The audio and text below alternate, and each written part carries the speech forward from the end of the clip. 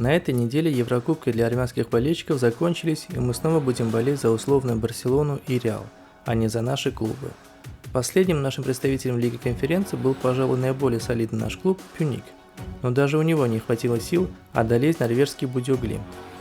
В этом выпуске мы обсудим ответный матч Пюника с Бодø/Глимтом и поговорим о перспективах клубного футбола в Армении, о том, что и почему у нас не получается, и есть ли надежда на светлое будущее. Заваривайте себе кофе, ставьте лайк с подпиской и приступайте к просмотру. Итак, после победы 3-0 дома Бодø/Глимт приехал в Ереван поставить точку на этом поединке. Пюник же, по идее, должен был сотворить либо чудо, либо достойно хлопнуть дверью перед вылетом.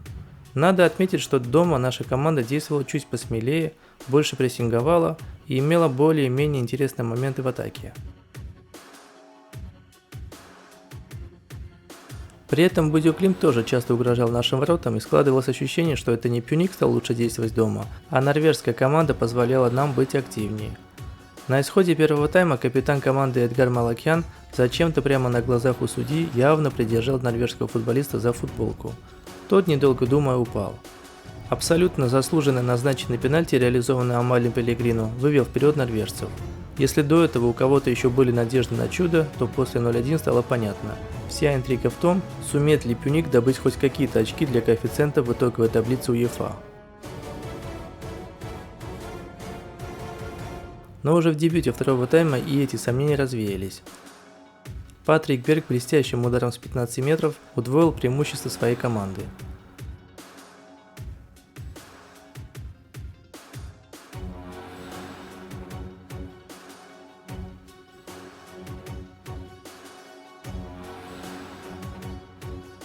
Через 5 минут такой же гол-близнец забил уже Томас Гуликсен, доведя счет уже до неприличного 0-3 и общего счета 0-6.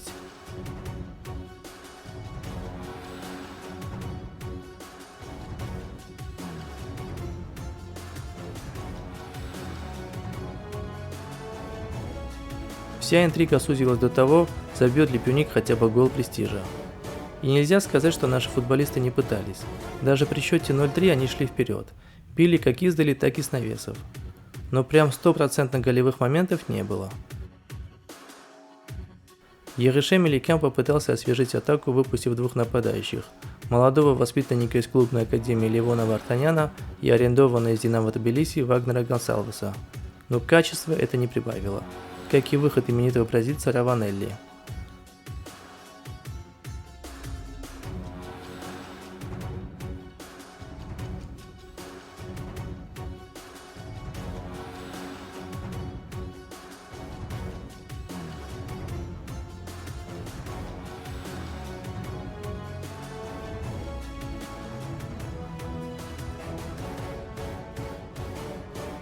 А норвежцы больше играли в свое удовольствие и на последних минутах даже могли закатить четвертый мяч. Но блестящую реакцию в этом моменте показал Станислав Бучнев. В целом счет 0-6 показал пропасть между нашим самым опытным клубом и европейским середнячком из Норвегии. Многие наши болельщики пинают на руководство Пюника за то, что оно накануне матча с Бодø/Глимт решилось продать своего лучшего нападающего Луку Юричича. Кстати, он пока официально не перешел в румынский Клуж, клубы так и не сошлись в цене за футболиста. До этого говорилось о сумме в 150 тысяч долларов. Как бы то ни было, я абсолютно уверен, что наличие Юричича не повлияло бы на итоговый результат. Но уступили бы мы не 6-0, а 6-2. Глобально ничего бы не изменилось. На мой взгляд, корень неудач наших клубов в Еврокубках кроется не в уходе одного конкретного футболиста, а в изначально неадекватной подготовке к этим самым Еврокубкам.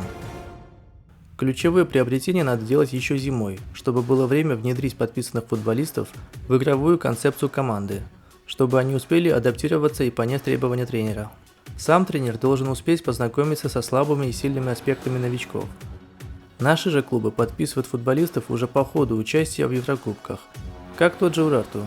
В итоге условные Павел Могилевич и Уруш Стоянович, которые на бумаге выглядят неплохими приобретениями, никакой пользы Урарту не принесли. Не удивлюсь, если они неплохо себя покажут в чемпионате Армении и прямо перед следующими Еврокубками уйдут в клуб, где больше платят. А Урарту снова наспех будет искать новых футболистов для новой обкатки прямо во время следующего старта в Лиге Чемпионов или Лиге Конференции. Пьюник здесь не исключение. Хоть кто-нибудь понял, зачем был подписан Раванелли. Когда-то это был один из лучших полузащитников российской премьер-лиги, причем ему всего лишь 25 лет, и может он еще покажет себя, но подписывать бразильца надо было как минимум в ходе предсезонной подготовки, или опять же зимой, чтобы к выступлениям в Лиге конференций подвести его в оптимальной форме. Опять же, нужно больше внимания обращать на товарищеские игры при предсезонной подготовке. У наших клубов в лучшем случае это матчи с грузинскими клубами, в худшем между собой. При этом интенсивность борьбы в таких матчах приводит к тому, что против условного Дебрецена тот же Алашкерт спустя час игрового времени начинает задыхаться и физически сдавать. Также не совсем понятна философия наших клубов. Ладно Алашкерт, но у Арарат Армении имеется богатый владелец в лице Самвела Карапетяна. Клуб либо должен делать ставку на сиюминутные результаты и подписывать качественных для нашего уровня футболистов, а таких приобретений не было, либо делать ставку на собственную молодежь. При этом у такого обеспеченного клуба нет даже собственной академии. Про работу с болельщиками даже говорить не хочется. За исключением Пьюника и Урарту, остальные клубы очень вяло обновляют свои соцсети, не организовывают встречи с болельщиками и вообще не имеют какой-либо стратегии создания фанатской базы. Но нельзя сказать, что в армянском футболе один сплошной негатив. Те, кто смотрели матчи наших клубов в Еврокубках, подтвердят в комментариях, все 4 наши команды именно играли в футбол, а не мучились на поле.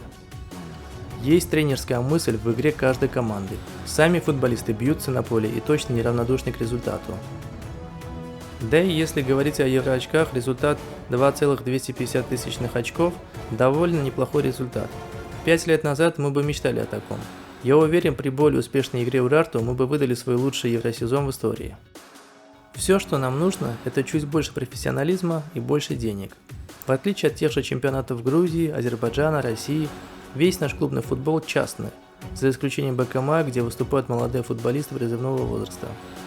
И это замечательно, что за футболом стоит частный бизнес, а не государство.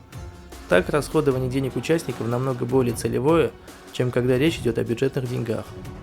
По мере появления новых футбольных академий количество армянских футболистов будет больше, а значит и шансов на появление новых талантов тоже будет больше. При этом менеджмент в нашем футболе тоже со временем станет лучше. Не забывайте, что все эти частники в лице Сохомоняна, Карапетяна, Челаянца, Навояна и других всего несколько лет как варятся в футбольном котле.